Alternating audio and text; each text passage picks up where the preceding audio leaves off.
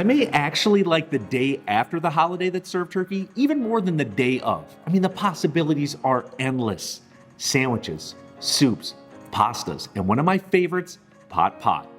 I'm gonna make sure we have a tender, flaky crust and a tasty, hearty filling for one dang delicious turkey pot pie. We're first gonna start off by making that crust. Sound good? Let's cook. And let me say this, if you're completely tapped out from cooking all day the day before, I totally get it. You wanna buy a store-bought pre-made pie crust? Fine, but you're gonna miss out on a whole lot of flavor because this crust is gonna be super thick and crazy delicious. All right, we're gonna do all this in a food processor, starting off with 6 cups of all-purpose flour. Next, I'm gonna add in 1 teaspoon of sea salt, followed up with 2 sticks or 1 cup of very cold unsalted butter. Then I have 1 cup of cold rendered pork lard. I've got a great recipe on my website if you want to check that out. If you don't have pork lard, you can use all butter here. I'm going to put the top onto the processor. I'm just going to pulse on high speed. What I want to do is bring everything together. Once I can see that it's combined, I like to stop and give it a quick check and see where we're at. You can see it's still pretty dry in here. We're going to need some water. So I'm going to start pulsing it again. Take off that little top piece there. I'm going to drizzle in some ice cold water.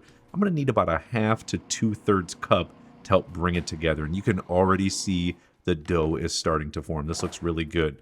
I know when it's done because when I pinch it and it holds shape and forms together, I'm good to go. What I'm going to do at this point is just transfer it over to a clean surface. We're not going to need anything. What we want to do is bring the dough together because we need to separate it. So you know, whenever I work with dough, I like to form it in a little ball. Also at this point, if the dough isn't coming together and there's quite a few cracks, just drizzle on a tablespoon or 2 of water. Or if it's too wet, you can sprinkle on a tablespoon or 2 of flour. All right, now that it's to a nice ball, I'm going to cut it into 4 separate pieces. I'm going to need a bottom and a top to each of these pies. So once they are into these individual little pieces, I'm going to form them into separate little dough discs, for lack of a better word. And then I'm going to add them to a plate, cover them with a towel. You could use plastic wrap if you want. They are going to go in the refrigerator. We're just going to keep them cool until we're ready to use them. All right, Comies, I know you may be thinking, why so much fat? Why so much flour? Okay, this recipe makes 2 pot pies. And remember, you need a bottom and a top crust to each pie. Also, this is why I always tell you to save that rendered bacon fat. So good in cooking and baking. This is great timing. While it's in the refrigerator resting, we can prep up and start making that filling. I've got 2 medium-sized yellow onions. You could substitute with whites or sweets. Let's cut off the end, slice it in half, rip off that outside peel, and then medium dice them. I'm going to add them to a bowl, bring them over to a large rondeau pot. I'm going to add in 1 stick of unsalted butter, cranking the heat to low medium. Once the butter is melted, I'm going to add the onions in there. We are going to take 15 to 20 minutes to get these onions a little bit browned up to help expand the flavors in this and make it really delicious. Give it a few stirs, set it to the side, and this is great timing because we can prep up everything else. I need 2 cups total of sliced carrots, which is about 4 large carrots. Also, those peelings, gold for stock. Put them in the freezer till you've got enough to make stock. All right, we are going to medium dice these carrots. Next, I need 1 cup of celery, which equals about 2 ribs of celery. We're going to medium dice those as well. Then I have 4 garlic cloves, just going to mash them and give them a fine mince. Can you believe I'm not using my garlic press anymore? What's the world coming to? All right, let's just go have a quick look. It's always important to occasionally give this a stir and see how things are doing. Looking really good. So in addition to the onions, celery, carrots, garlic, and potatoes, I'm also going to use hominy and the very classical peas. Now you can add in a bunch of other stuff depending on how fancy you want to get and how much energy you have left to even prep some of this stuff. Maybe you have some leftover butternut squash, some corn, or even mushrooms. All of those will work. Feel free to get creative and use what you have. For now, let's finish up the prep by cutting up some turkey.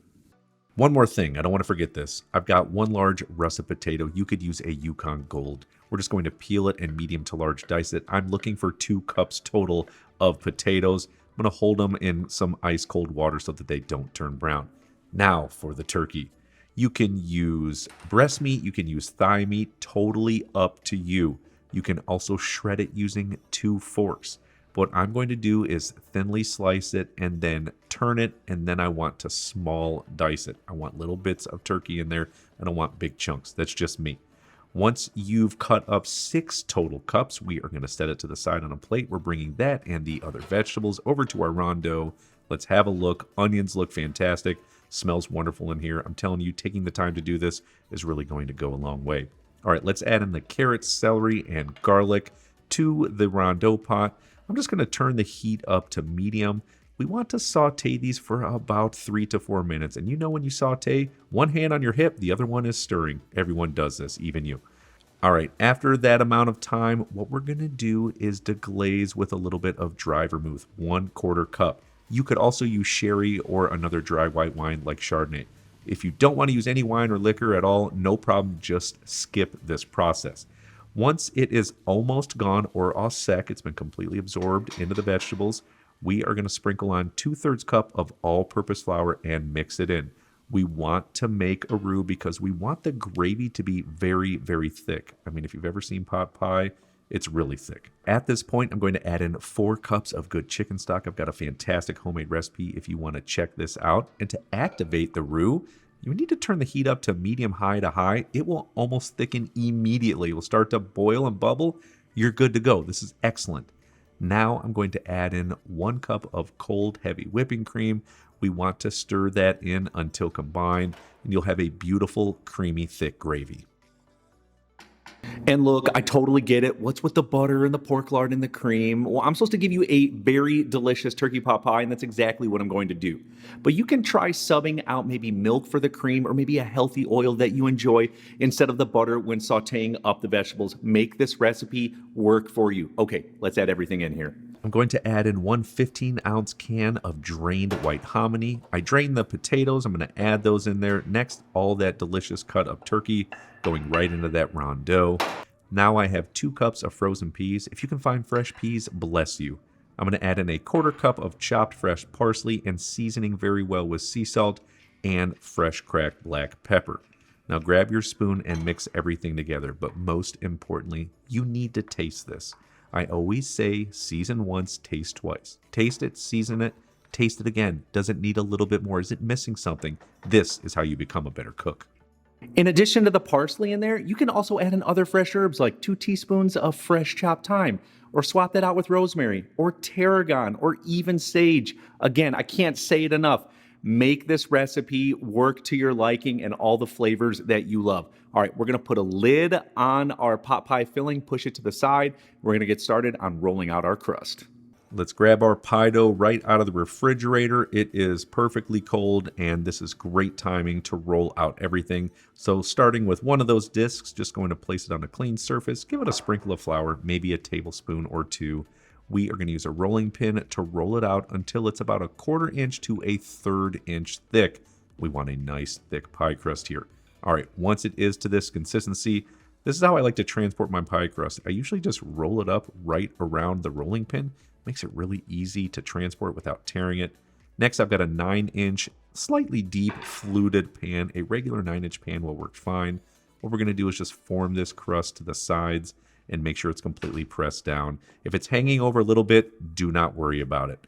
And at this point, we're going to roll out the remaining 3 discs, add one of them to a separate 9-inch fluted pan and put the other 2 to the side. Now I'm going to grab my turkey pot pie filling. We're going to evenly distribute it between those 2 pie pans. I just like to flatten it out and smooth it out and see where I'm at. It's nice and thick. You know this is going to be excellent. All right, let's grab a rolled out pie dough, place it right over top. We're going to tear off, or you can use a knife fine and cut around the outside edges. Then what we want to do is fold it underneath and pinch these 2 together. You could also use a fork to press down if you don't have a fluted pan. Just making sure everything looks really pretty. All right, now I've got 2 eggs. Honestly, you only really need 1. I'm going to whisk this just like scrambled eggs. Yay. All right, go back over to our pie. We are going to brush it using a pastry brush all over the top and the sides until it's got a nice little thin coat on there. All right, now really important, using a paring knife or even just a chef knife, we want to make a couple slits in the pie to let heat escape. The old wives' tale is if you don't do this, the pie will explode. I've never seen it happen, and well, this looks really nice. going over to the oven at 400 degrees Fahrenheit. It's going to take in between 50 to 55 minutes. This is ample time to get our crust nice and brown and for those al dente vegetables to finish cooking. And after that time, we are going to pull them out and place them on a rack, let them cool for in between 15 and 20 minutes. These look amazing, and it does. It smells so good in here. I can't wait to get into these. And this is a dish that's supposed to be filling. It's supposed to be hearty. It is the epitome of comfort food. It is going to stick to your bones. But we'll still go back to these fundamental classic cooking techniques to help get us there. Caramelizing the onions to make the filling taste that much better. Using pork lard for the most flaky, delicious crust of all time. I'm telling you what, when you put these things into practice over and over again, they will absolutely elevate your everyday cooking. Let me tell you something, plate up, super simple, a quick garnish. Here we go. I'm just going to sprinkle on some fresh chopped parsley, but if you use any other fresh herb in here, you should absolutely garnish with it. Rosemary, thyme, tarragon, sage, you name it. Let's pull a nice big slice out of here. Yeah, that's good. So the reason I always make 2 turkey pot pies is because I always have so many leftovers, and most importantly, it freezes so well. One pot pie we eat now, the other one we put in the freezer for a later date. But if this is just way too much for you, this recipe perfectly cuts in half. And if you love this comfort style food, you absolutely have to check out my Hungarian goulash. It is amazing. I've got a great recipe video. I'll see you on there.